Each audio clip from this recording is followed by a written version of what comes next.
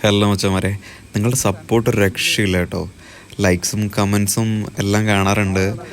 അപ്പോൾ സപ്പോർട്ട് ചെയ്യുന്നവർക്ക് എല്ലാവർക്കും ഒരുപാട് ഒരുപാട് നന്ദി.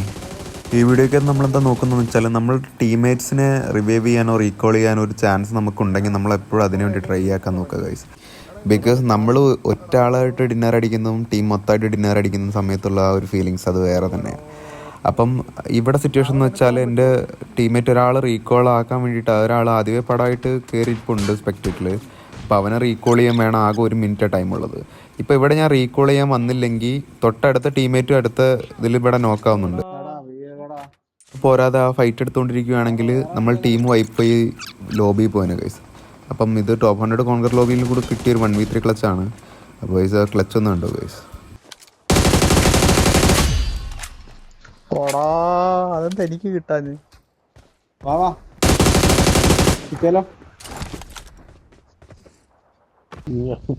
വീടിനകത്ത് ഉള്ളതല്ലേ ഇടാൻ പറ്റൂ. വീടിനകത്ത് അവസാനം കാണണ്ട, എനിക്ക് കയറാൻ പറ്റത്തില്ല. ഇപ്പല്ലേ അല്ല 2 ടീം വേണ്ടായിരുന്നു. ഗൈസ് ആ നെയ്ഡ് വന്ന് പൊട്ടിയുണ്ട് ഗൈസ്. അമ്മമാർ കളിക്കാനൊക്കെ അറിയുന്നവന്മാരാണേ. അപ്പോൾ ഇവിടെ മോൾട്ടോയിൽ നോക്ക് കിട്ടുന്നുണ്ട്, ഒരു തന്നെ ടീമേറ്റ് അടിക്കും. ഇനിയുള്ളത് ലാസ്റ്റ് മാൻ ആണ്. അപ്പോൾ അവനും നമ്മൾ കയറി അടിക്കുന്നുണ്ട്.